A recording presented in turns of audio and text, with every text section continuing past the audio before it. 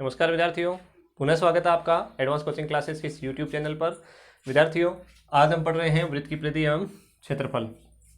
तो देखिए, हमारे ये जो प्रकरण है ये आरबीएससी की जो किताब है उसका 15वां अध्याय है।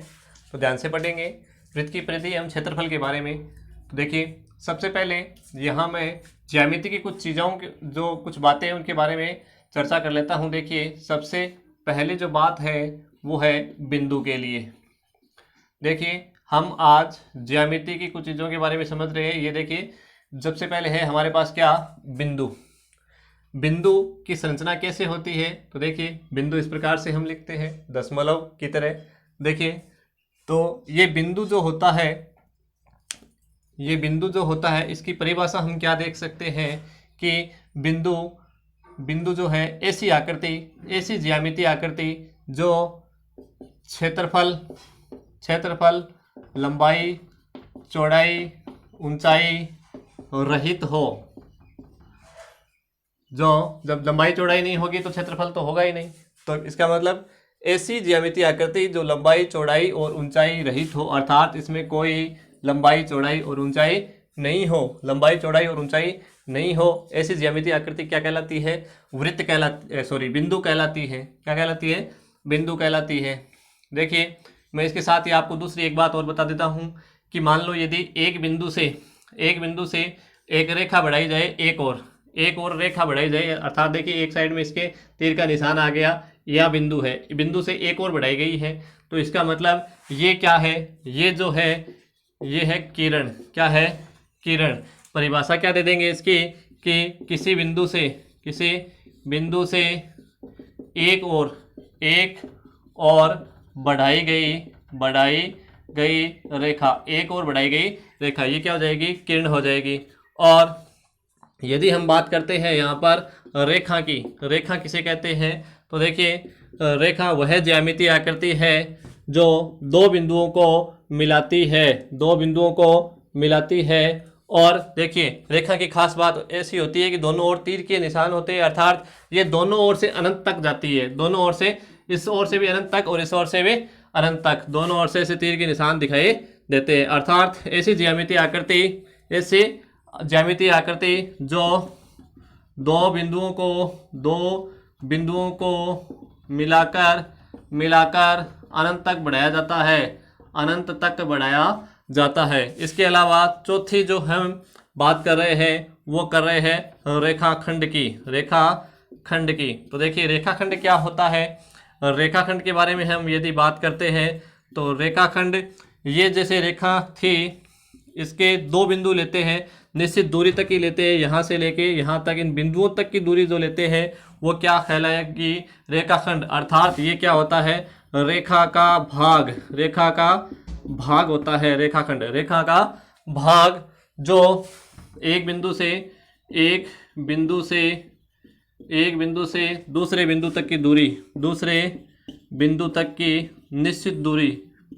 तक निश्चित दूरी क्या कहलाएगी? रेखाखंड कहलाएगी, रेखा का खंड कहलाएगी। नाम से स्पष्ट है, रेखा का खंड, एक बिंदु से दूसरे बिंदु तक निश्चित दूरी, ये अनंत तक होती है रेखा। और किरण, आप बिंदु आप समझ गए। अब देखिए, ये हमारे पास साधारणतया नॉलेज की बातें थी। अब हम पढ़ेंगे इस प्रश्नावली के दरमियान बिंदु के बारे में। तो देखिए, बिंदु सबसे पहले हमने पढ़ लिया कि बिंदु जो है वो क्षेत्रफल रहित होता है, लंबाई चौड़ाई रहित होता है, जिसकी कोई लंबाई चौड़ाई नहीं होती है। ये हमने एक बिंदु ले लिया। अब देखिए, इस बिंदु से निश्चित दूरी पर या समान दूरी पर हम कुछ बिंदु लेते हैं। अन्य बिंदु जो इस बिंदु से क्या है? समान दूरी पर स्थित है। ये जो बिंदु मैंने अंकित किए हैं वो इस बिंदु से क्या है? समान दूरी पर। ये जो बिंदु था वो समतल पर स्थित क्या था? ये जो बिंदु था वो समतल पर स्थित था और इससे निश्चित दूरी पर या कह सकते हो समान दूरी पर स्थित कुछ बिंदु है। और ये जो बिंदु लगाए हुए मैंने ये क्या है, समान दूरी पर बताया, मतलब इस बिंदु से क्या है, समान दूरी पर स्थित है। अब बात करते हैं यहाँ पर हम देखिए साथ में ही एक और बात की जिसमें है बिंदु पथ। एक और तथ्य जो है बिंदु पथ। बिंदु पथ क्या हो गया, देखिए पथ माने होता है रास्ता, पथ माने रास्ता, बिंदु समझ गए आप, बहुत सारे बिंदु हो तो उनका जो बिंदुओं का रास्ता है, अर्थात जिस बिंदुओं को मिला देते हैं तो वो क्या जिन बिंदुओं को मिला देते हैं तो वो क्या कहलाता है, बिंदु पथ कहलाता है, यानी बिंदुओं का रास्ता। अब मान लीजिए यहाँ कुछ बिंदु है, ये जो बिंदु है उनको मिला देते हैं, ये जो बिंदु है उनको मिला देते हैं, तो ये सारे बिंदु एक दूसरे से मिलकर क्या बन गई, एक रेखा बन गई। ठीक है, ये जो बिंदु है इनको मिलाने पर क्या बन गई, एक रेखा बन गई। इसी प्रकार से इन सारे बिंदुओं को हम मिला देते हैं, इन सारे बिंदुओं को हमें मिला देते हैं तो ये भी क्या बन गया, एक बिंदु पथ बन गया। ये बिंदुओं का पथ, ये भी बिंदु पथ था, ये भी क्या है, बिंदु पथ है। अब यहाँ हम समझेंगे, यदि हम इससे देखिए, इस बिंदु से देखते हैं कि इस बिंदु से सभी बिंदुओं की दूरियां जो थी क्या थी, बराबर थी। दूरियां जी थी, निश्चित दूरी थी, समान थी, निश्चित दूरी थी वो समान थी। इस बात से हमें एक तथ्य जो सामने निकलकर प्राप्त होता है वो देखिए क्या है, वो होती है वृत्त की परिभाषा। वृत्त की परिभाषा निकलकर यहाँ से आती है कि वृत्त किसे कहते हैं, वृत्त किसे कहते हैं। तो सबसे पहले हम समझेंगे कि समतल पर स्थित एक बिंदु था हमारे पास, क्या था, समतल पर स्थित एक बिंदु। तो वृत्त हमारे पास हो जाएगा समतल पर स्थित एक बिंदु से समान दूरी थी या निश्चित दूरी थी, समान दूरी पर स्थित समान दूरी पर स्थित ये बिंदु थे। समान दूरी पर स्थित बिंदुओं का बिंदु पथ क्या कहलाएगा, वृत्त कहलाएगा, वृत्त कहलाता है। अर्थात हमें क्या प्राप्त हुआ है, हमें प्राप्त हुआ है वृत्त की परिभाषा। क्या कहलाएगा, ये वृत्त कहलाएगा कि एक बिंदु से निश्चित दूरी पर स्थित बिंदुओं का जो बिंदु पथ है वो क्या कहलाएगा, वृत्त कहलाएगा। तो देखिए हमें यहाँ बिंदु पथ की परिभाषा वृत्त की परिभाषा प्राप्त हो गई है। यही परिभाषा हम जब बिंदु पथ का प्रकरण पढ़ेंगे तब भी पढ़ेंगे। तो देखिए हमने यहाँ पढ़ लिया कि वृत्त किसे कहते हैं, इसका मतलब हमें वृत्त प्राप्त हो गया। अब देखिए वृत्त एक प्रकार से 2D आकृति होती है, 2D आकृति होती है, यानी समतलीय आकृति होती है। समतलीय आकृतियों को हम 2D आकृति कहते हैं, द्विविमीय कहते हैं। तो देखिए आकृतियां जो होती है त्रिविमीय, द्विविमीय होती है। त्रिविमीय आकृतियां जो ऊंचाई भी हो उसमें वो होती है, तो यहाँ 2D है अर्थात द्विविमीय आकृति है। अब देखिए इस आकृति में हम देखते हैं, वृत्त में हम देखते हैं कि जो ये बिंदु था ये इस वृत्त के क्या था, बीच में स्थित था। तो इस बिंदु को क्या नाम देंगे, केंद्र में स्थित है, इसलिए इस बिंदु का नाम हो जाएगा क्या, केंद्र। ये वृत्त का क्या हो गया, केंद्र। अब केंद्र से लेकर यहाँ जो वृत्त बना था वहां तक की दूरी, केंद्र से लेके वृत्त तक की दूरी, ये क्या कहलाएगी, त्रिज्या कहलाएगी। ये क्या कहलाएगी, त्रिज्या। यानी देखिए त्रिज्या कहाँ है, ये त्रिज्या है, ये क्या है, त्रिज्या। कहाँ से लेके कहाँ तक की दूरी है, केंद्र से लेके वृत्त के भाग तक जहाँ बिंदु था उस तक की जो दूरी है वो त्रिज्या कहलाएगी। देखिए यदि अब समझते हैं कि ये जो भाग है चारों ओर की जो कुल दूरी है वो हम क्या कहलाए, वो उसको हम क्या कह सकते हैं। तो सबसे पहले हमने त्रिज्या यहाँ देखा, क्या देखा कि त्रिज्या यहाँ से लेके यहाँ तक की जो दूरी थी वो त्रिज्या थी। त्रिज्या को हम अंग्रेजी में रेडियस कहते हैं। इस कारण से इसका जो पहला डिजिट है देखिए R, इसलिए हम R को प्रदर्शित करते हैं त्रिज्या द्वारा, त्रिज्या को प्रदर्शित करते हैं R द्वारा। अर्थात हम R कहेंगे, मैं R कहूँगा तो आप समझ जाओगे कि क्या है, त्रिज्या है, त्रिज्या के लिए कह रहे हैं। अर्थात हमारे पास त्रिज्या किससे प्रदर्शित होगी, R से प्रदर्शित होगी, R से प्रदर्शित होगी। इसके अलावा हम बात करते हैं यहाँ पर साथ में ही परिधि की। किसकी बात करते हैं, परिधि की। परिधि किसे कहते हैं, तो देखिए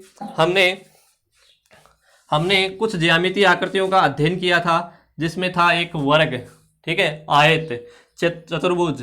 इन आकृतियों में हमने देखा था कि इसकी एक भुजा होती है। क्या होती है? भुजा। लंबाई चौड़ाई कह सकते हैं। वर्ग में जैसे भुजा होती है, लंबाई और चौड़ाई दोनों को ही भुजा भुजा भुजा कहते हैं, क्योंकि ये समान होती है लंबाई और चौड़ाई। तो देखिए भुजा भुजा भुजा, यहाँ हमने इसका परिमाप और क्षेत्रफल निकाला था।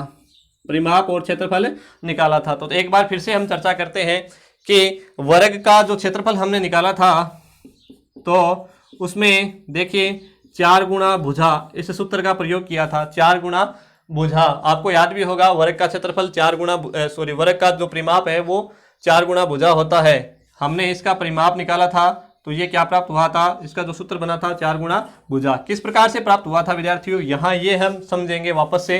तो देखिए जो परिमाप होता है उसका मतलब हो गया परि मतलब बाहर का, और माप मतलब इसकी जो उसका जो मान है माप। परिमाप मतलब बाहर का, चारों ओर का माप, कुल दूरी। माप जो है इसकी देखिए यहाँ से ये हम शुरू करते हैं, तो ये जो कुल दूरी है यहाँ से पूरा चक्कर लगाकर एक दूरी बनती है, परिमाप हो जाएगा। ये परि यानी बाहर का माप जो है वो प्राप्त हो जाएगा। अर्थात देखिए यहाँ से लेके यहाँ तक भुजा कितना चले, भुजा चले, फिर एक और भुजा जोड़ देंगे, फिर एक और भुजा जोड़ देंगे, फिर एक और भुजा जोड़ देंगे। इस प्रकार से हमारे पास 4 बार क्या आ जाएगा? भुजा भुजा भुजा। अर्थात ये हमारे पास कुल दूरी है वही परिमाप कहलाती है। तो हम इसमें से यदि कॉमन लेते हैं, सभी भुजा ही है, तो हम क्या करते हैं भुजा को, यहाँ भुजा में भुजा का भाग दिया 1 + 1 + 1 + 1, अर्थात ये बन गया 4। 4 इंटू भुजा, ये हमारे पास क्या हो गया?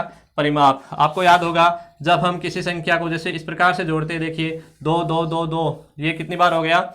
ये 4 बार हो गया। तो हम क्या करते हैं 4 को फिर 2 से सीधा गुणा कर देते हैं, एक ही मान प्राप्त होता है। इसी प्रकार से यदि 3 3 3 4 बार प्राप्त हो, 5 बार प्राप्त हो, तो हम उस संख्या को उससे जितनी संख्या है उसको गुणा कर देते हैं। देखिए ये हमारे पास परिमाप प्राप्त हो गया। अब देखिए परिमाप जो है उसे ही हम क्या कहेंगे?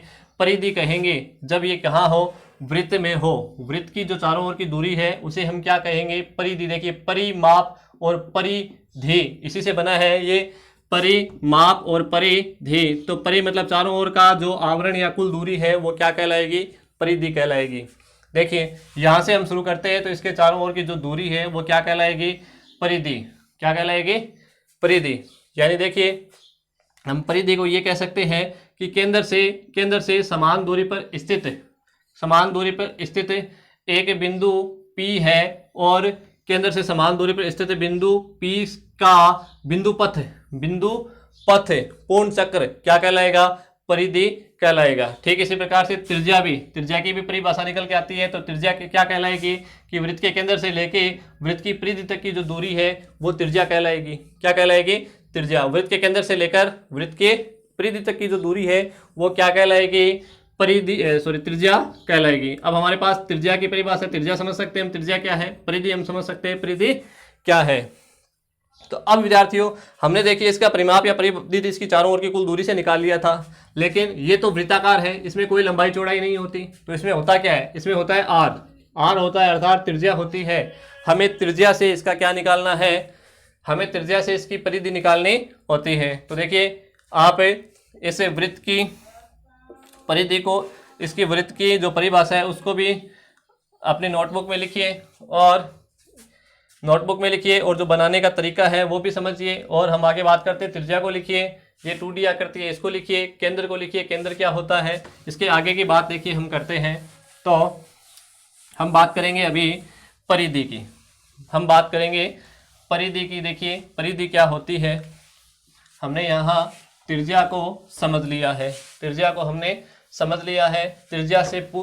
के बाद हम देखिए यहाँ एक बात और समझते हैं कि यहाँ केंद्र था और ये थी त्रिज्या, ये भी क्या थी? त्रिज्या। त्रिज्या एक वृत्त में कितनी हो सकती है? त्रिज्या एक वृत्त में कितनी हो सकती है? तो त्रिज्या एक वृत्त में हो सकती है अनंत। कितनी भी त्रिज्या खींच सकते हो आप। देखिए मैं यहाँ एक स्पेशल त्रिज्या की जो बात करने जा रहा हूँ वो देखिए, ये एक त्रिज्या खींची गई है जो कितनी है? देखिए ये जो त्रिज्या है वो हमारे पास कितनी है? ये त्रिज्या हमने यहाँ से लेके यहाँ तक खींच दी और यहाँ से लेके यहाँ तक खींच दी, अर्थात हमारे पास जो त्रिज्या प्राप्त हुई है वो देखिए एक तो यहाँ और एक यहाँ। ये सीधी रेखा है, केंद्र से होकर जा रही है, और यहाँ जो कोण बना है वो 180 डिग्री का बना है। देखिए एक वृत्त जो होता है या एक बिंदु जो होता है उसमें कुल कोण जो बनता है वो 360 डिग्री का बनता है। एक बिंदु पर जो कोण बनता है वो 360 डिग्री। यहाँ मैंने आधा ले लिया, मतलब ये वृत्त है, दो भागों में बराबर बराबर विभाजित हो गया। अब जब बराबर बराबर विभाजित हो गया मतलब ये 180 अर्थात आधा, अर्थात ये रेखा जो है वो क्या है, सीधी सरल रेखा है। सरल रेखा की हमने परिभाषा पिछली कक्षा में देखी थी कि सरल रेखा क्या होती है। सरल रेखा क्या होती है, सीधी वह सीधी रेखा जो 180 डिग्री कोण बना सकती है वो क्या होती है, सीधी रेखा।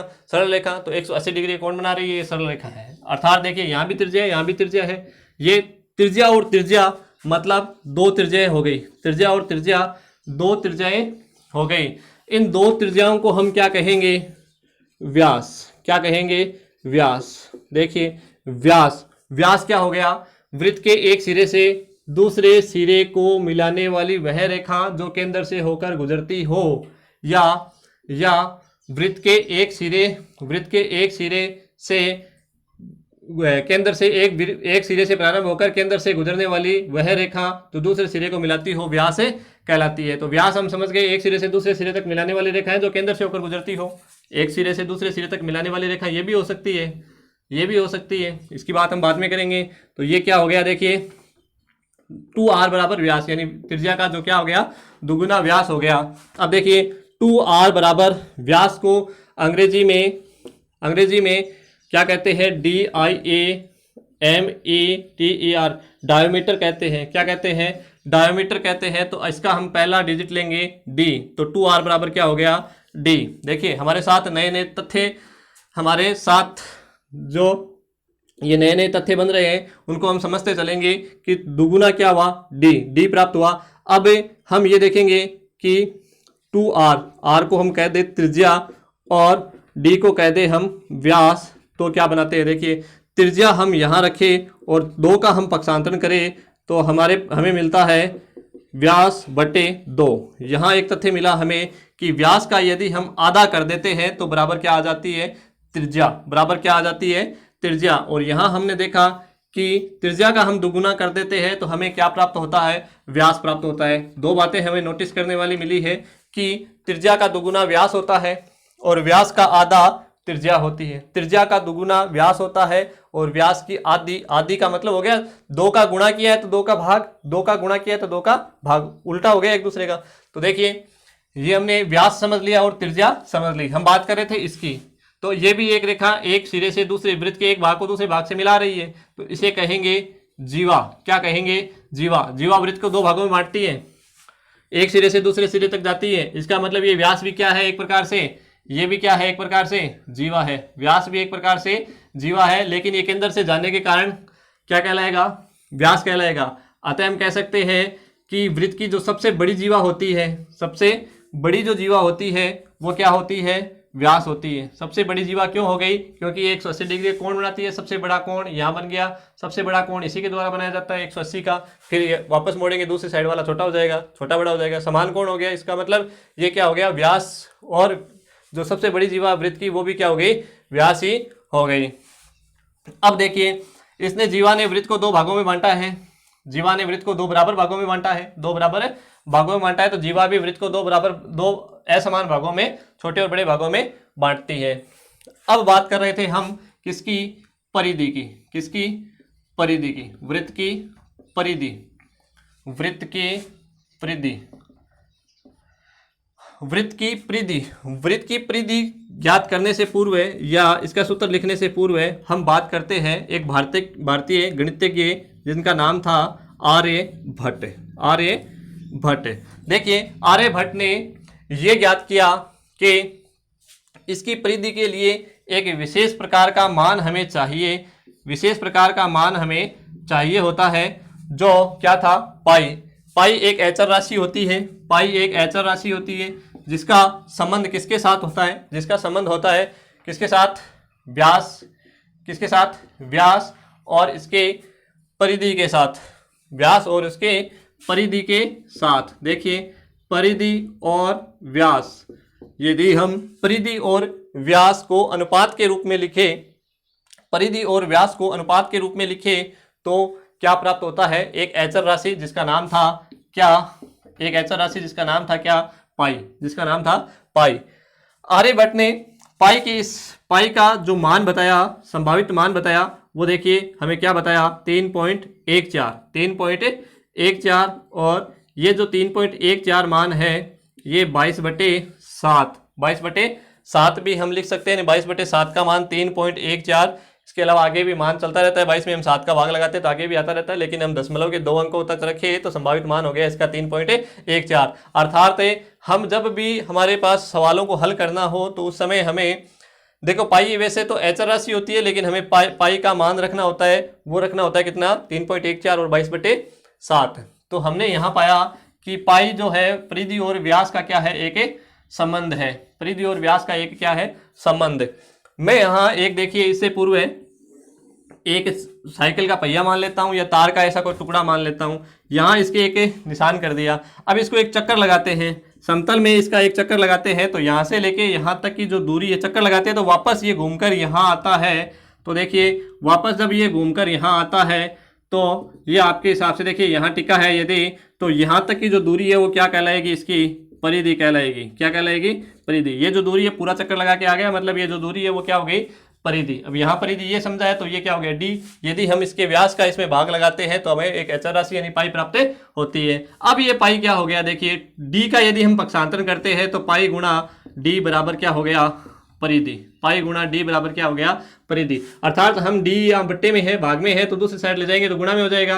अब डी का यदि हम मान रखते हैं तो हमें पता है डी का मान होता है 2 गुणा आर। डी का मान होता है 2 गुणा आर, व्यास बराबर 2 गुणा आर होता है। तो देखिए हमने यहाँ पाई भी साथ में रख दिया तो ये सूत्र बन गया हमारा 2 पाई आर बराबर क्या हो गया, परिधि।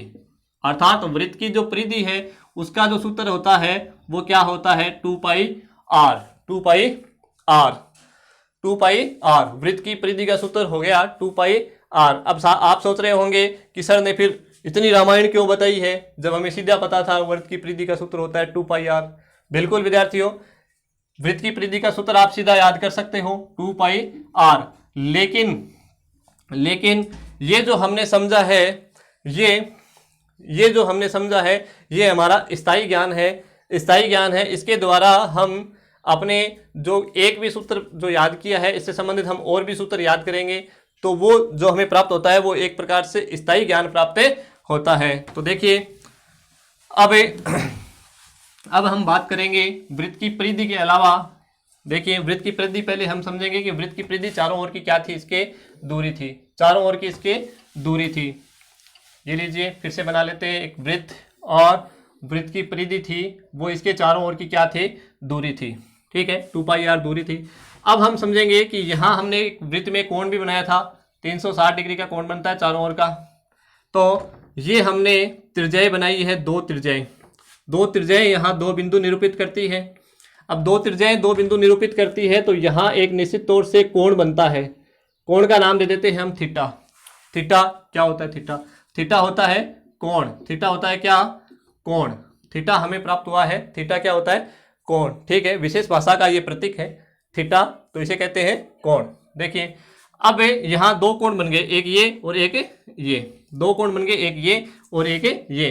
तो एक कोण जो ये है, एक कोण जो ये, इसे हम लघु कोण कहेंगे क्योंकि छोटा है ना, लघु कोण। और जो बड़ा बच गया उसे क्या कहेंगे, दीर्घ कोण। दीर्घ लघु कोण और दीर्घ कोण। अब मान लो आपको ये देखिए हमने प्रकार से कभी प्रकार से हमने देखो इस प्रकार से क्या बनाए थे, वृत्त बनाए थे। वृत्त बनाते हैं हम इस प्रकार से तो हम देखते हैं कि हमने जब चाप लगाए थे तो देखिए ये चाप इस प्रकार से लगाए थे। इसका मतलब वृत्त भी एक क्या प्रकार से क्या बनाता है, वृत्त भी हम प्रकार से यदि बनाते तो वो क्या हो गया, एक प्रकार से चाप हो गया। क्या हो गया, चाप। अर्थात ये क्या है, पूर्ण चाप है। क्या हो गया, ये पूर्ण चाप। और इसके कुछ भाग हमें ज्ञात करने हो, इतना भाग ज्ञात करना हो जितना, मान लो 60 डिग्री, मान लो ये 360 में से 60 का ही भाग ज्ञात करना हो, यानी कुछ भाग ज्ञात करना हो, यानी यहाँ से लेके जो यहाँ तक की दूरी है वो कितनी है, 60 ही है। यानी 360 तो टोटल था, तो यहाँ हमें कितना ज्ञात करना है, 60 तक ही ज्ञात करना है। तो देखिए 360 के लिए ये कितना था, 360 डिग्री के लिए कितना था, 2 पाई आर था। और 1 डिग्री के लिए कितना हो जाएगा, 2 पाई आर बटे 360। और हमें 60 डिग्री का लेना हो तो कितना हो जाएगा, 2 पाई आर बटे 360 इंटू 60। ये हमने एक नियम का प्रयोग कर लिया यहाँ पर। किसका? एक नियम का प्रयोग कर लिया। यदि 60 डिग्री के लिए चाहिए तो हम 60 डिग्री इस प्रकार से भी ज्ञात कर सकते हैं। अब मान लो हमें 60 डिग्री यहाँ नहीं दिया हो, हमें सूत्र बनाना है, तो यहाँ हम मान लेते हैं थीटा दिया हुआ है। थीटा दिया हुआ है तो यहाँ थीटा बराबर क्या होना चाहिए? तो यहाँ 60 की जगह क्या हो जाए? थीटा हो जाए। 60 की जगह क्या हो जाए? थीटा हो जाए, अर्थात 2 पाई आर थीटा बटा 360। ये किसके लिए बनता है? एक चाप यहाँ से लेके यहाँ तक कोई चाप याद करना हो, या यहाँ से लेके यहाँ तक कोई चाप याद करना हो, तो चाप की लंबाई याद करनी हो, तो इसके लिए बन गया देखिए चाप की लंबाई। चाप की लंबाई, हमारे पास चाप की लंबाई का जो सूत्र प्राप्त हुआ है 2 पाई आर थीटा बटा 360 प्राप्त हुआ है। इसे हम काट कर छोटा कर देते हैं, तो देखिए 2 के फड़े से ये 180 बार हो जाएगा। हमारे पास जो नया सूत्र बन गया वो हो गया पाई आर थीटा बटा 180। पाई आर थीटा बटा 180। एक विद्यार्थी ने कहा 2 पाई आर थीटा बटा 360 क्यों नहीं रख सकते? तो बिल्कुल रख सकते हैं, उससे कोई फर्क नहीं पड़ता, काट के छोटा कर सकते हैं, भिन्न को छोटे से छोटे रूप में लिखा जाता है। तो देखिए हमारे पास जो मान प्राप्त हुआ वो 2 पाई आर थीटा बटा 180। पाई का मान आगे रखेंगे, जिस प्रकार से हमें त्रिज्या का थीटा का इसका मान रखना होता है उस प्रकार से हमें रख सकते हैं। तो देखिए हमें यहाँ 2 सूत्र प्राप्त हो चुके हैं, वृत्त की परिधि और चाप की लंबाई। अब मान लो आपको ये दीर्घ त्रिज्या ये ज्ञात करना हो थीटा, ठीक है, ये थीटा दिया हो आपको, यानी कि लघु चाप की लंबाई ज्ञात करनी हो, कर सकते हो। इसी प्रकार आपको दीर्घ की ज्ञात करनी हो तो आप क्या करेंगे? या मान लो आपको 60 डिग्री कोण दिया हुआ था, कुल 360 होते हैं, तो 360 में से 60 घटाते हैं तो ये हमारे पास जो बड़ा कोण है, दीर्घ कोण है, वो हमारे पास कितना बचेगा? 300 डिग्री का। यदि आपको बड़े चाप की लंबाई ज्ञात करनी हो तो थीटा की जगह 60 की जगह क्या लगा लोगे? 300 डिग्री का मान रख लोगे। अब देखिए, अब बात करते हैं हम तीसरी जो बात करते हैं हम क्षेत्रफल की, वृत्त का क्षेत्रफल। वृत्त का क्षेत्रफल। अब देखिए वृत्त का क्षेत्रफल क्या होता है? ये जो चारों ओर की कुल दूरी है, यानी वृत्त का जो पूरा क्षेत्र है, ये वृत्त का क्या कहलाएगा? क्षेत्र। चारों ओर की ये दूरी नहीं, ये दूरी तो परिधि कहलाती है। इसके अंदर का जो क्षेत्र है, पूरा जो क्षेत्र जितना स्थान घेरती है, जितना स्थान है ये आकृति घेरती है, वो स्थान इसका क्या कहलाएगा? क्षेत्रफल कहलाएगा। ये हम समझ चुके हैं आयत के क्षेत्रफल में और वर्ग के क्षेत्रफल में या चतुर्भुज के क्षेत्रफल में। अब वृत्त के क्षेत्रफल में हम समझते हैं कि इसके चारों ओर का जो क्षेत्रफल है वो क्या कहलाएगा? क्षेत्रफल कहलाएगा। अब हमने ये देखा कि जो क्षेत्रफल है और उसमें और क्षेत्रफल में और त्रिज्या में भी एक संबंध होता है कि हम क्या करते हैं? क्षेत्रफल ज्ञात करने के लिए चलिए मैं क्षेत्रफल का आपको सूत्र सीधा बता देता हूं। क्या होता है?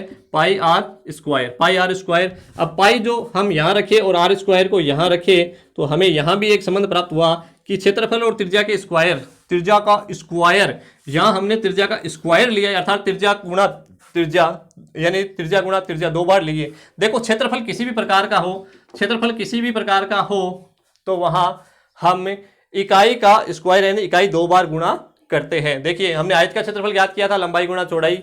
हमने वर्ग का क्षेत्रफल ज्ञात किया था, भुजा गुणा भुजा, 2 बार गुणा हो रहे थे। इसी प्रकार त्रिभुज का क्षेत्रफल ज्ञात किया था, 1/2 गुणा आधार गुणा ऊंचाई, आधार और ऊंचाई 2 बार गुणा हो रही थी। अर्थात इकाइयां 2 बार गुणा होती है, यहाँ इकाई केवल त्रिज्या ही है, तो त्रिज्या हमने क्या कर दी? 2 बार गुणा कर दी, त्रिज्या का स्क्वायर। अर्थात क्षेत्रफल और आर स्क्वायर में जो संबंध प्राप्त हुआ वो एक अचर राशि अर्थात पाई प्राप्त हुई। अब वृत्त का क्षेत्रफल हम यहाँ ज्ञात करते हैं तो आर स्क्वायर का पक्षांतरण करके वापस लिख लेते हैं, वही पाई आर स्क्वायर बराबर क्या हो गया?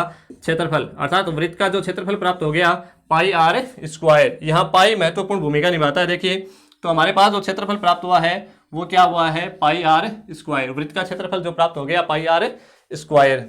देखिए अब हम बात करते हैं त्रिज्यखंड के क्षेत्रफल की, या त्रिज्यखंड क्या होता है। तो सबसे पहले त्रिज्यखंड को समझेंगे। देखिए त्रिज्यखंड क्या होता है? ये हमने क्या बना लिया? एक वृत्त बना लिया, ये केंद्र है, ये हमारी क्या है? 2 त्रिज्याएं हैं। तो यहाँ त्रिज्याओं ने इस वृत्त के 2 भाग बना दिए, एक ये त्रिज्याओं ने बनाए हैं, इसलिए ये क्या कहलाएंगे? त्रिज्यखंड कहलाएंगे। क्या कहलाएंगे? त्रिज्यखंड। तो ये भी क्या कहलाएंगे? त्रिज्यखंड कहलाएंगे। ये भाग भी त्रिज्यखंड और ये भाग भी त्रिज्यखंड। अच्छा, छोटे बड़े की पहचान के लिए ये लघु कह देंगे, ये दीर्घ कह देंगे। लघु दीर्घ का क्या पता चलेगा? तो उसका आधार होगा कोण। हम कोण से पता लगाएंगे कि कोण कौन से का छोटा है वो तो लघु, और जिसका कोण बड़ा है वो हो गया दीर्घ। चलिए मान लेते हैं ये हमारे पास 60 डिग्री का कोण है, तो वो जो बचा कोण है वो कितने डिग्री का है? 300 डिग्री का कोण है। तो ये लघु हो गया, जो दूसरा बच गया वो क्या हो गया? दीर्घ हो गया। 360 डिग्री कोण हो गए। अब अब हमें इसका क्षेत्रफल हमें ज्ञात करना हो, मान लो केवल इतने भाग का क्षेत्रफल ज्ञात करना हो, पूरे का नहीं, केवल इतने भाग का क्षेत्रफल ज्ञात करना हो, तो इसे बोलेंगे त्रिज्य खंड का क्षेत्रफल। त्रिज्य खंड का क्षेत्रफल क्या हो गया, ये त्रिज्य खंड का क्षेत्रफल। अब देखिए जब त्रिज्य खंड का क्षेत्रफल ज्ञात करेंगे तो केवल इतने का करेंगे। हमने ये पिछले इसमें सीखा था, चाप की लंबाई जब ज्ञात करनी सीखी थी कि हमारे पास 360 डिग्री के बराबर, तो पूरे वृत्त का 360 का था, तो 360 के लिए तो हमारे पास था पाई आर स्क्वायर, और एक के लिए हम देखें तो पाई आर स्क्वायर बटे 360 हो गया, और हम यदि 60 के लिए देखें तो पाई आर स्क्वायर बटे 360 इंटू क्या हो गया, 60 हो गया। ठीक है, अर्थात 360 में से ये समझेंगे कि 360 में से 60वां भाग निकाल रहे हैं हम, ये पूरा 360 है, उसमें से कितना निकाल रहे हैं, केवल 60 का निकाल रहे हैं, तो 360 में से 60 है। ये हमने प्रायिकता में समझा था, देखिए 360 में से 60 अर्थात 360 में से 60वां भाग निकाल रहे हैं, 360 में से 60वां निकाल रहे हैं, 90वां निकालते तो 90 कर देते हैं यहाँ पर। अब यदि हमें ये थीटा का मान नहीं दिया हो तो यहाँ केवल मान लो थीटा मान लेते हैं, तो हमारे पास जो सूत्र बनता है वो क्या बनता है, देखिए पाई आर स्क्वायर थीटा बटे 360, पाई आर स्क्वायर थीटा बटे 360, ये हमारे पास क्या बन गया, त्रिज्य खंड का क्षेत्रफल बन गया, त्रिज्य खंड का क्षेत्रफल बन गया। तो देखिए हमें जो सूत्र प्राप्त हो गया त्रिज्य खंड के क्षेत्रफल का, पाई आर स्क्वायर थीटा बटा 360। अब ये हमने इसका ज्ञात किया, लघु का ज्ञात किया। सर दीर्घ का ज्ञात करना हो तो कैसे ज्ञात करते हैं, तो दीर्घ का वही बात हमने जो यहाँ पहले कर ली है, देखिए 300 डिग्री है तो थीटा का मान है वो 300 रख देंगे, बड़ा वाला रख देंगे, 300 ही नहीं, यदि ये मान लो 90 है, ये 90 है, यदि ये 90 है तो ये 270 बच गया, तो वहाँ क्या रख देंगे, 270 रख देंगे। यानी कि आपको यदि दीर्घ का ज्ञात करना हो, छोटे का कोण दिया हो, छोटा कोण दिया हो, दीर्घ का ज्ञात करना हो, तो ये कोण छोटा कोण जो है वो 360 में से घटा देंगे तो दीर्घ का कोण आ जाएगा। दीर्घ का ज्ञात करना हो तो दीर्घ का कोण रखिए, लघु का कोण ज्ञात करना, लघु का क्षेत्रफल ज्ञात करना हो तो लघु का कोण रखिए। अब आइए एक बात और हम क्षेत्रफल के बारे में कर लेते हैं कि देखिए यहाँ आपको ये पता लगा कि त्रिज्याओं द्वारा दो खंड बनाए जा सकते हैं। हमने प्रारंभ में बात की थी कि ये जो रेखा है वृत्त को एक भाग से, एक सिरे से दूसरे सिरे तक मिलाने वाली रेखा, इसे कहते हैं जीवा।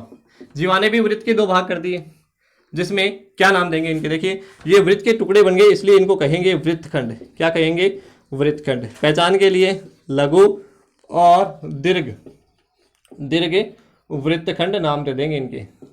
ठीक है, अब मान लो आपको इसका क्षेत्रफल ज्ञात करना हो, इसका क्षेत्रफल ज्ञात करना हो, तो देखिए ये हमारे पास क्या है, लघु वृत्तखंड। चलिए लिख लेते हैं लघु वृत्तखंड का क्षेत्रफल, लघु वृत्तखंड का क्षेत्रफल, लघु वृत्तखंड का क्षेत्रफल। तो ये लघु वृत्तखंड हो गया। लघु वृत्तखंड का क्षेत्रफल हम जब ज्ञात करेंगे तो ये देखिए हमारे पास ये दो त्रिज्याएं हैं, वापस आ गई त्रिज्याएं दो, हमने दो त्रिज्याएं ले ली। त्रिज्याएं हमेशा समान होती है, अनंत त्रिज्याएं होती है। तो लघु वृत्तखंड, लघु वृत्तखंड और दीर्घ वृत्तखंड, इसमें से हम ये देखेंगे कि देखिए हम केवल बात करते हैं फिलहाल केवल लघु त्रिज्य खंड की और लघु वृत्तखंड की। हमारे पास जो ये पूरा भाग है, ये जो पूरा भाग है ये क्या कहलाएगा, पहले ये नोटिस करेंगे, ये जो पूरा भाग है ये क्या कहलाएगा।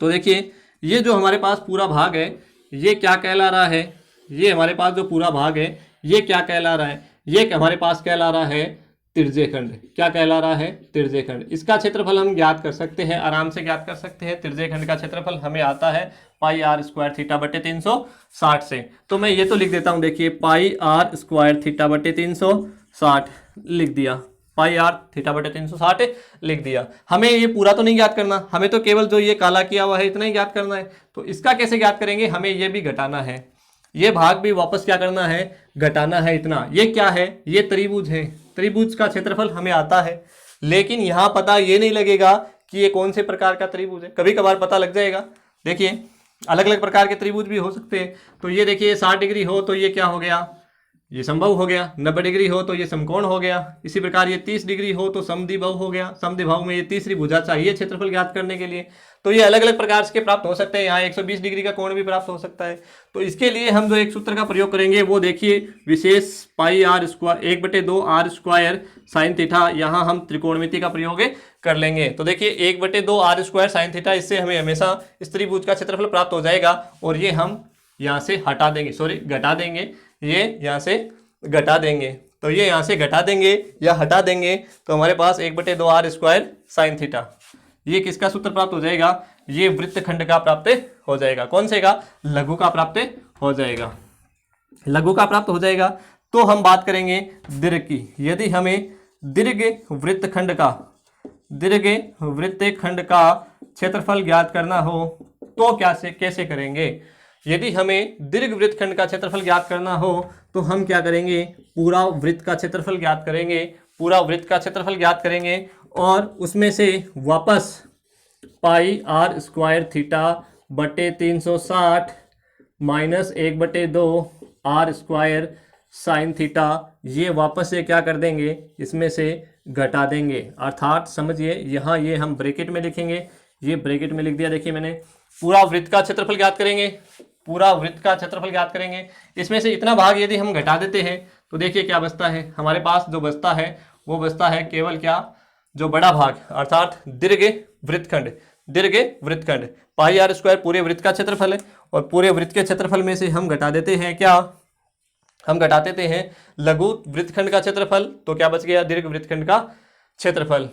तो हमने यहाँ समझ लिया कि सभी प्रकार के जो हमें सूत्र जो प्राप्त हो गए वो इस प्रकार से है। देखिए, वृत्त की परिधि का, चाप की लंबाई का, वृत्त के क्षेत्रफल का, त्रिज्यखंड के क्षेत्रफल का, लघु वृत्तखंड के क्षेत्रफल का, दीर्घ वृत्तखंड के क्षेत्रफल का। देखिए विद्यार्थियों, आप इन सूत्रों की सहायता से सभी सवाल हल कर सकते हैं। हम सभी सवालों का अभ्यास बाद में करेंगे। इससे पहले आप ये सूत्र एक बार फिर से बनाकर देखिए किस प्रकार से मैंने बनाए हैं और किस प्रकार से आप इनको याद कर सकते हो, किस प्रकार से ये आपके स्मरण में रह सकते हैं। देखिए, कोशिश कीजिए कि आप इन सूत्रों को जिस प्रकार से मैंने याद किया है, इस प्रकार से बना के सीखा है, उसी प्रकार से सीखने का प्रयास कीजिए, रटने का प्रयास मत कीजिए, ताकि ये जो सूत्र यदि समझ में आ गए तो हम आगे के सवाल आसानी से हल कर सकते हैं। इसके अलावा इस प्रश्नावली में जो सूत्र आपको पता है, कौन से? वर्ग का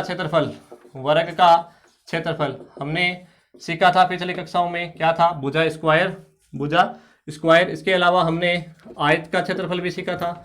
आयत का क्षेत्रफल क्या था? लंबाई गुणा चौड़ाई। वर्ग का परिमाप 4 गुणा भुजा। इसके अलावा हमने सीखा था आयत का परिमाप क्या था? 2 गुणा लंबाई प्लस